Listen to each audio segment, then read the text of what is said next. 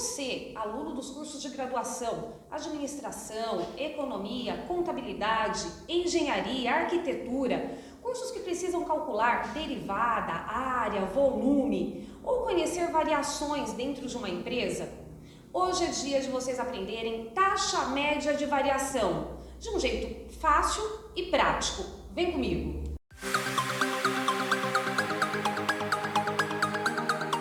Taxa média de variação é representada pela sigla TMV, que nada mais é do que a variação do eixo Y dividido pela variação do eixo X. Peguei aqui um gráfico, que é uma reta, que representa uma função, aqui nesse caso é uma função, deixa eu marcar aqui para vocês, do primeiro grau, mas poderia ser uma função de qualquer grau. Nesse gráfico eu delimitei dois pontos, um primeiro ponto em que meu x eu chamei de x0, e eu tenho uma imagem, um f de x0.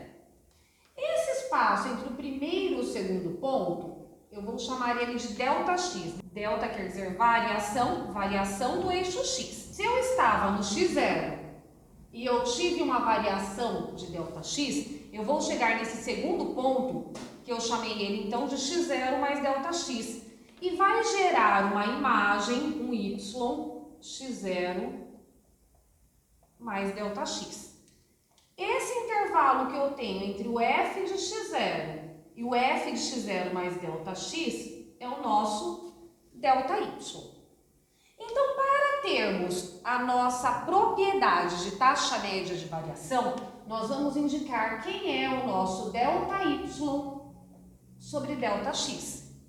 O ΔY é a variação do eixo Y. É sempre o segundo Y menos o primeiro. Então, f de x0 mais ΔX menos f de x0.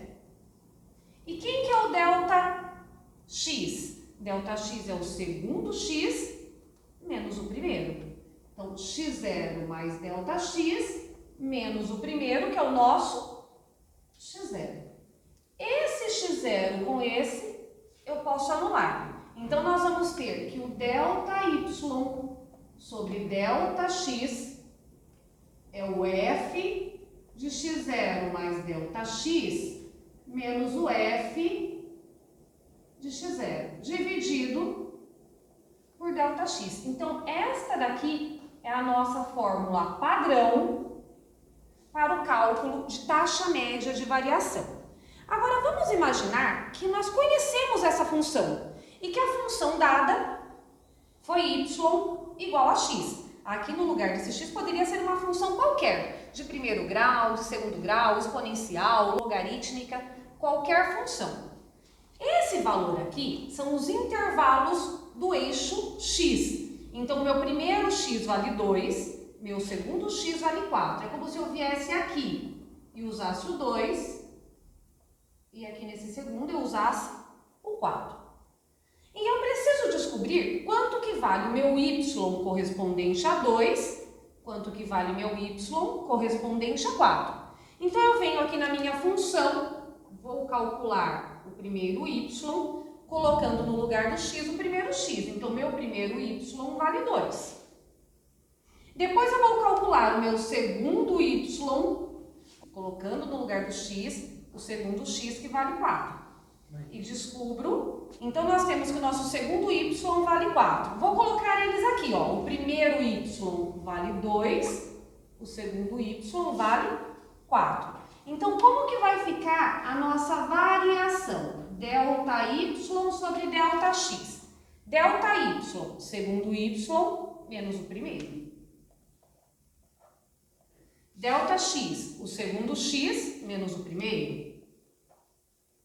4 menos 2 é 2, embaixo e em cima, 2 dividido por 2 é 1. O que isso quer dizer? Que conforme o x tem variação de uma unidade, o y também vai ter variação de uma unidade, está 1 para 1. Vale lembrar que isto que nós temos aqui não é x e y. X e y é um ponto que é representado entre parênteses.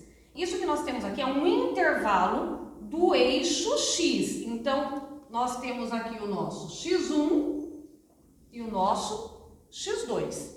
E isso vale para qualquer função com qualquer ponto que pertença a esta função. Finalizamos aqui o nosso vídeo, deixe o seu joinha e se inscreva no nosso canal.